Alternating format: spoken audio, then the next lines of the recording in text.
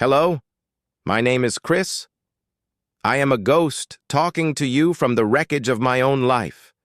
I need you to understand that the pain of betrayal is not the sound of a crash.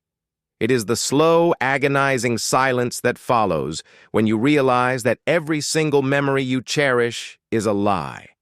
If you're looking for a simple story about a cheating wife, click away. This is about psychological warfare, about the calculated destruction of a soul, and about the sheer, monstrous hubris of two people who thought they knew what was best for me. Settle in. This is going to take a while. I have to start at the height of our existence. Kate and I were builders. We didn't just build a business, we built a fortress. It was a fortress of success, financial stability, and shared dreams. We were the couple that had everything figured out. Our professional success was just a reflection of our deep, unwavering personal bond. We were the proof that hard work and total trust led to happiness. And Alex was the watchman on the highest turret. Our friendship wasn't ordinary, it was mythic. We were the kind of friends who had a decade's worth of inside jokes that could stop a conversation cold. I trusted Alex with my life, literally. I made him the executor of my will, the emergency contact, the third voice in any major decision.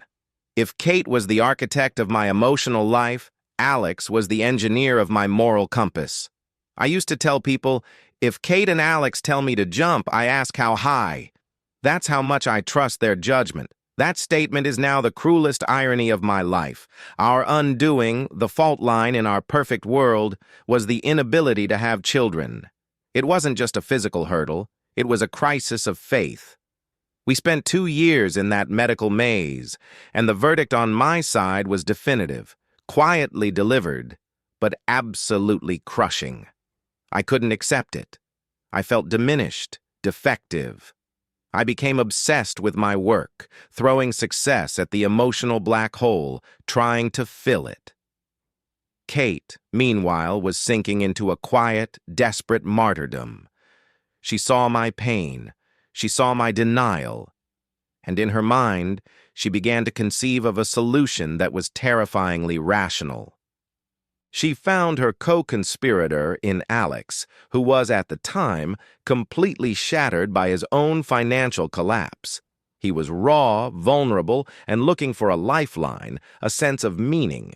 I gave them every opportunity. I told Kate to take care of him. I encouraged their long, late-night talks on the deck while I was just finishing this proposal. I was the absent, self-absorbed fool who handed the two most important people in his life a blank canvas and said, "Go create something to make up for my failure." I did not just trust them. I invited their intimacy. The signs weren't red flags. They were faint whispers that my mind, in its self-protective vanity, dismissed as static. I remember Alex for months, refusing to drink hard liquor at my house.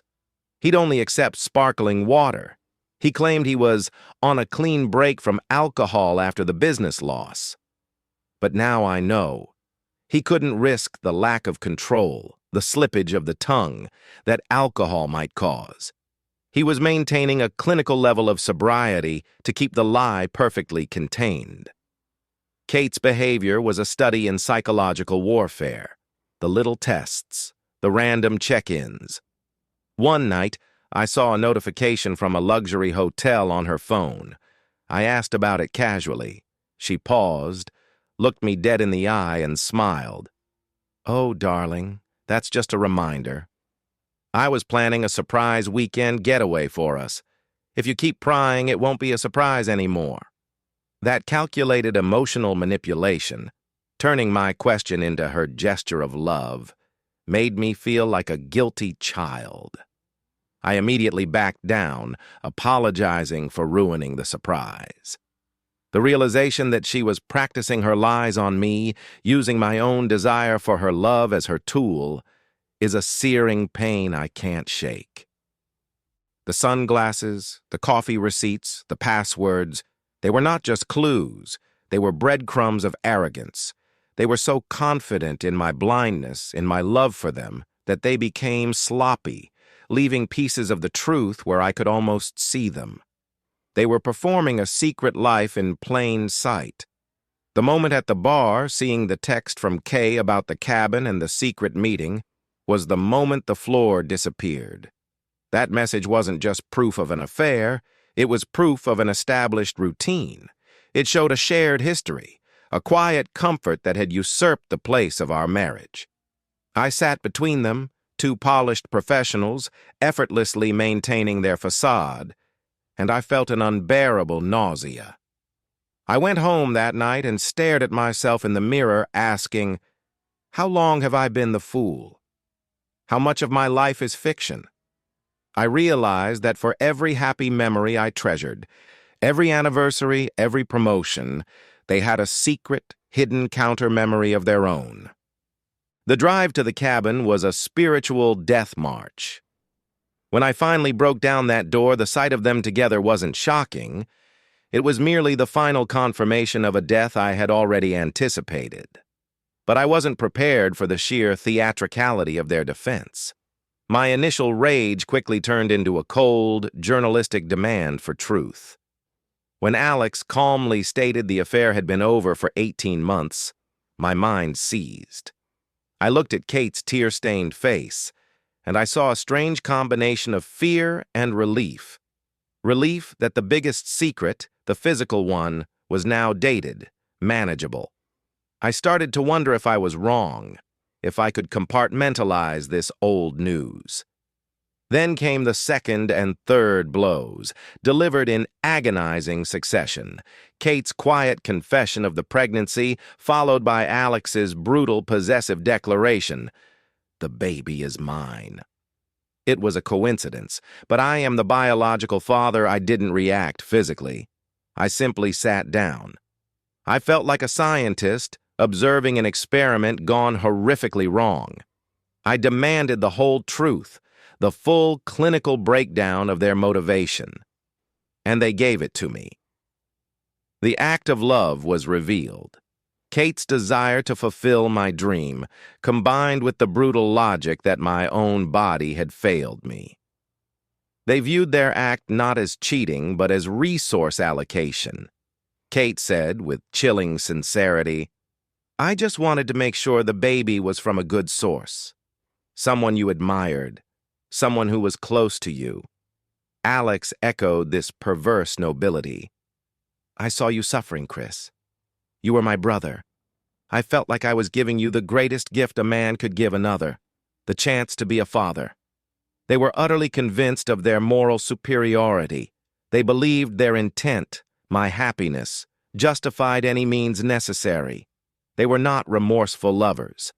They were co-conspirators in a moral crime, sitting there, calmly explaining the mechanics of their grotesque plan to a man who was moments away from a full nervous breakdown. And then came their final act, the masterpiece of their shared delusion, the proposal. They wanted me to return to the fortress. They wanted me to be the official father, the money, the stability. Alex would be the honorary godfather, the family friend who just happened to spend every weekend with us.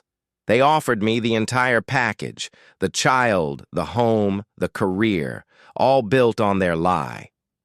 "We don't need to love each other, Chris. We love you. We can be the modern family.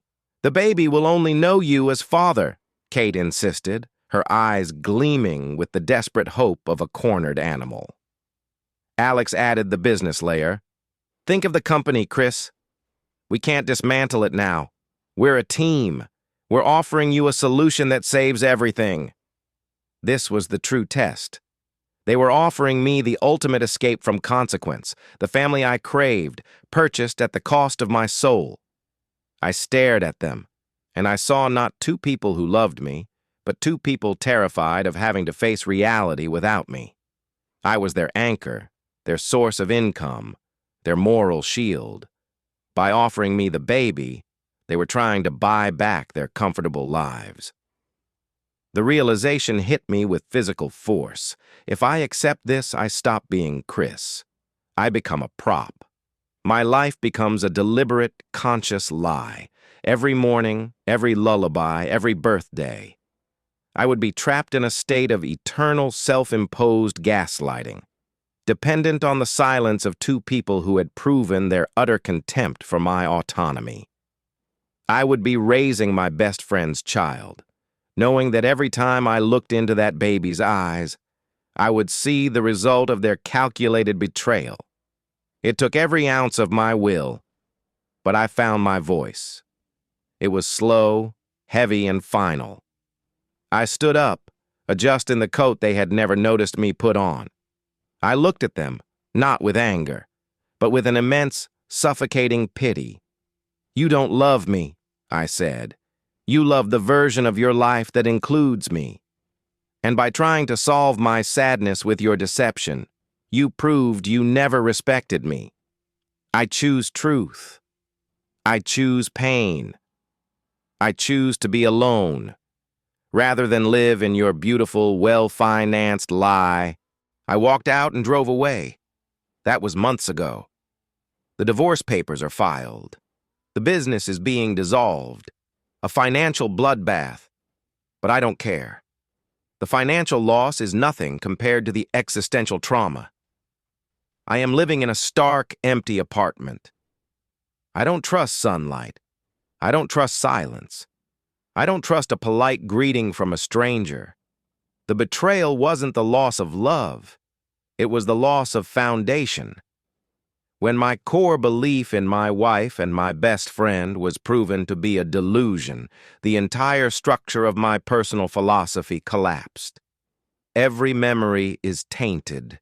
Every moment of shared joy is now a scene in which they were exchanging knowing glances over my head. They still call.